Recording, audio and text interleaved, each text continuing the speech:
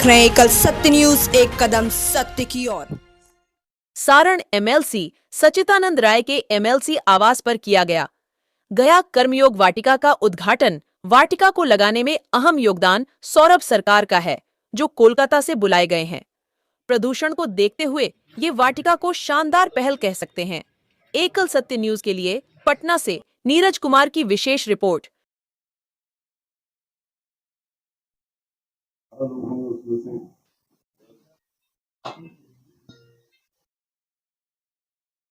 नमस्ते सर। ताड़ा भी हम उतना भी बड़ा नहीं यहाँ।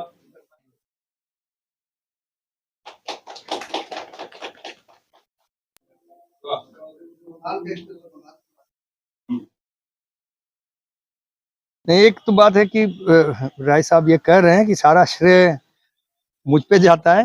एक तो ऐसा नहीं है, वो नहीं लेके आते यहाँ पर तो बिहार कब पहुंचते ये मुझे पता नहीं। वैसे मेरा जन्म रांची में था और मैं पला हूँ धनबाद में, जो दोनों उस समय बिहार में हुआ करता था। अभी तो झारखंड में चला गया, लेकिन मैं भी बिहार से कटा हुआ था, तो वो लेकर आए। और इसके साथ हमारा टीम बहुत है, पूरा टीम के लोग काम करते हैं, तो सारा मिला के ये काम हुआ है। जो बिहार के लोग, आपका प्रश्न ये था कि बिहार के लिए इसमें क्या है, बहुत अच्छा प्रश्न है, क्योंकि ये हमारा सिर्फ एक घर को सजाने का प्रयास नहीं है। इसको हम शिक्षा, हमारा काम है शिक्षा और प्रकृति, इन दोनों चीजों को एक साथ, इनका समन्वय। ये ना करने से ये जो हरियाली के लिए लोग जो सोचते हैं, जो उनका ख्वाहिश रहता है, ये पूर्ण नहीं होगा, क्योंकि ये सस्टेनेबल नहीं होगा। क्यों मैं कह रहा हूँ, क्योंकि क्यों नहीं ऐसा है, हर कोई थोड़ा मेहनत करता है, नया घर बनाता है तो कुछ पौधा खरीद के लाता है, ये करता है, आज भी जाते हैं, लेकिन हरियाली का जो इंडस्ट्री है वो इंडस्ट्री बना ही नहीं, वो फुटपाथ का इंडस्ट्री बन के रह गया। और बिहार में ये जो आप देख रहे हैं, ये फुटपाथ का इंडस्ट्री नहीं है। जो आप वहां देख रहे हैं, फॉर्च्यूनर गाड़ी खड़ा है चारों ओर, कोई टोयोटा, कोई फॉर्च्यूनर, कोई BMW, ये सब पे तो लोग खर्चा कर रहे हैं, तो लेकिन उनके पास कोई चॉइस नहीं है। अगर उनको हरियाली में, सौंदर्य में खर्चा करना है तो नदी के साथ साथ हरियाली जो घटते जा रही है, तो ये कैसा समय आएगा खास करके हमारे आने वाली पीढ़ियों के लिए, जबकि पानी और ऑक्सीजन बहुत महंगा होने जा रहा है, मतलब कि मिलना बंद हो जाएगा या बहुत इतना कम हो जाएगा कि उसकी कीमत को हम लोग अदा नहीं कर पाएंगे। ये इनका कर्मयोग फाउंडेशन एक संस्था है, इसके माध्यम से कलकत्ता में कई वर्षों से, दशकों से काम कर रहे हैं, और कलकत्ता में काफी हरियाली खड़ा करने का श्रेय इनको जाता है। तो एक बार संजोग से बीच में तो टूट गया था, हम लोग का जाना मिलना जुलना होता नहीं था। मैं यहाँ बिहार में आकर राजनीति के चक्कर में पड़ा हुआ था। कुछ दिन पहले मैं कलकत्ता गया था, संजोग से इनके घर गया, और वहां जाकर देखा तो मुझे याद आया कि मैं महाबेवकूफ हूँ, मैं भी एक मकान में रहता हूँ, मैं ऐसी हरियाली मेरे यहाँ क्यों नहीं होगी। तब मैंने न्योता दिया, वो यहाँ पर आए, हम फिर सभापति जी के घर गए, क्योंकि वहां पर हमने हरियाली देखी थी, फूल पौधे देखे थे। ये गए, उनका जब देखा उन्होंने कि कितना वो उत्साहित है उस हरियाली और फूल पौधों को लेकर, और खास करके जो उनका सीतामढ़ी में मकान है, वहां भी उन्होंने जो बना रखा है उसका फोटो बड़े बड़ा डिस्प्ले किया हुआ है। जब देखा तो लगा कि नहीं, एक और नेचर प्रेमी, एक और प्रकृति प्रेमी हमारे सामने है। तो उसी दिन हम लोग तय किया कि सबसे पहले हम इस मकान को, एमएलसी आवास है, कोई जरूरी नहीं है कि कब तक मैं यहाँ रहूंगा, लेकिन ये जरूर एक मॉडल के रूप में, एक तो मैं तो फायदा उसका ले ही रहा हूँ, साथ में दूसरों को देखने के लिए इसको ज्यादा ही आकर्षक बनाया जाए, ताकि कोई यहाँ से गुजरे तो उसकी नजरें अपने आप खींच ले। ऐसा ना हो कि कोई पौधा है नजर नहीं गया, पौधा के साथ साथ कुछ ऐसी चीजें दिखे, रंग बिरंगी चीजें दिखे, रात हो तो लाइट दिखे, ताकि लोगों को लगे आखिर है क्या, कौतूहल बने और जाकर समझें। तो ऐसा हमने महाचार्य जी से कहा कि भाई जैसा आप कलकत्ता में कर रहे हैं वैसा क्या बिहार में कर सकेंगे।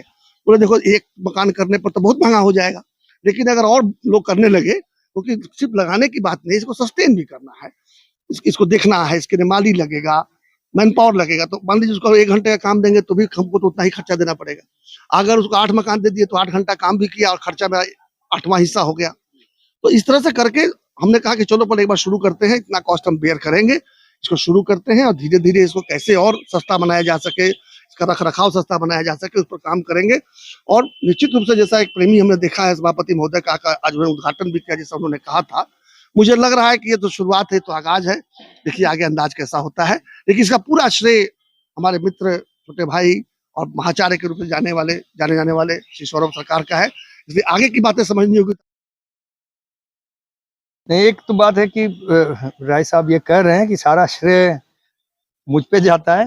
एक तो ऐसा नहीं है, वो नहीं लेके आते यहाँ पर तो बिहार कब पहुंचते ये मुझे पता नहीं। वैसे मेरा जन्म रांची में था और मैं पला हूँ धनबाद में, जो दोनों उस समय बिहार में हुआ करता था। अभी तो झारखंड में चला गया, लेकिन मैं भी बिहार से कटा हुआ था, तो वो लेकर आए।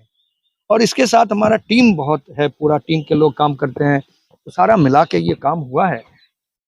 जो बिहार के लोग, आपका प्रश्न ये था कि बिहार के लिए इसमें क्या है, बहुत अच्छा प्रश्न है, क्योंकि ये हमारा सिर्फ एक घर को सजाने का प्रयास नहीं है। इसको हम शिक्षा, हमारा काम है शिक्षा और प्रकृति, इन दोनों चीजों को एक साथ, इनका समन्वय। ये ना करने से ये जो हरियाली के लिए लोग जो सोचते हैं, जो उनका ख्वाहिश रहता है, ये पूर्ण नहीं होगा, क्योंकि ये सस्टेनेबल नहीं होगा। क्यों मैं कह रहा हूँ, क्योंकि क्यों नहीं ऐसा है, हर कोई थोड़ा मेहनत करता है, नया घर बनाता है तो कुछ पौधा खरीद के लाता है, ये करता है, आज भी जाते हैं, लेकिन हरियाली का जो इंडस्ट्री है वो इंडस्ट्री बना ही नहीं, वो फुटपाथ का इंडस्ट्री बन के रह गया। और बिहार में ये जो आप देख रहे हैं, ये फुटपाथ का इंडस्ट्री नहीं है। जो आप वहां देख रहे हैं, फॉर्च्यूनर गाड़ी खड़ा है चारों ओर, कोई टोयोटा, कोई फॉर्च्यूनर, कोई BMW, ये सब पे तो लोग खर्चा कर रहे हैं, तो लेकिन उनके पास कोई चॉइस नहीं है। अगर उनको हरियाली में, सौंदर्य में खर्चा करना है, सत्यानंद राय जी को, ये बहुत ही